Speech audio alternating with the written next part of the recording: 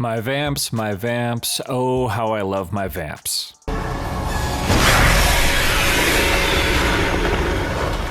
So The Last Voyage of the Demeter is currently in theaters. It is based off of a small passage of Bram Stoker's Dracula. Now if you're like me and haven't read the book and only have seen the movie, blasphemy! This movie will have a lot more surprises for you. We are gonna do this one with little to no spoilers and see if it's worth your money. Let's get spooky.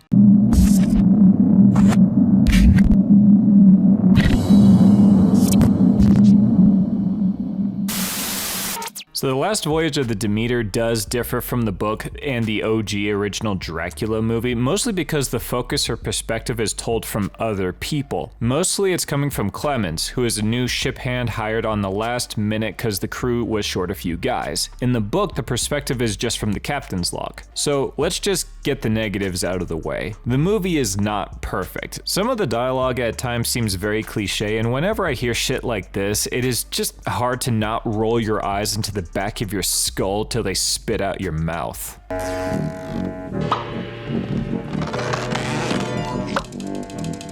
There was a moment of people not keeping track of the numbers. At the beginning, they say they need 3 new crew members for the voyage, but while we're on the ship and a few days pass, there's no mention of these 2 other people. Everyone has been a part of the team for a while except for Clemens, so if you are paying a lot of attention to what's going on, you'll notice it. There is also the feeling that you kind of know what's going to happen in the story, at least at the end, because they do another stupid time jump at the beginning of the movie where it starts at the end and then it goes back to the beginning. But I will say that since you don't know enough of how it ends, it leaves room for some surprises. The good. This movie is a pretty nice creature feature. Dracula has his moments, and when he shines, it's like a bloody moon. You just can't take your eyes off of it. And you couldn't even if you wanted to. My favorite aspect of the flick are the kill scenes. The movie makes you sit and watch as these characters get killed off.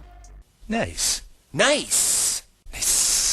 Also, we have had many depictions of Dracula in movies, and the way this one stands out, if you want me to sum it up, I would say he is a malicious monster. He is a monster because, well, he literally is in monster form. Not necessarily new, because in Bram Stoker's Dracula, you can see him shapeshift a few times, but in this movie, he is in monster form for the whole thing. I say malicious because he taunts his food. It's not like vampires are a different species and aren't inherently evil, they're just like predators and we are prey. No, no, no. This guy is mean to his victims because he wants to be. Yes!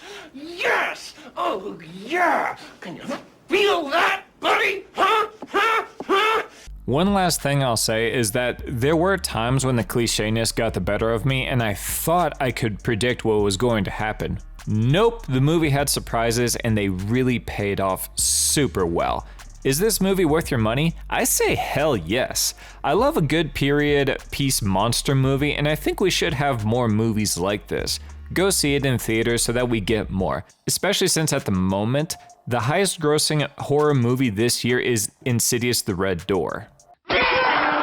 Rotten Tomatoes critics have this movie at a 49. Go fuck yourselves with that rating. And audiences have it at a 75. Yeah, I'd agree to that. If I strip away my biases, I would keep it in the 70s. With my bias, I don't know if I would rate it a lot higher than that, but I would have no problem paying to see this movie in theaters again. It's fun. Now that I got my inner vampire wanting to burst out, y'all best leave before I get mean.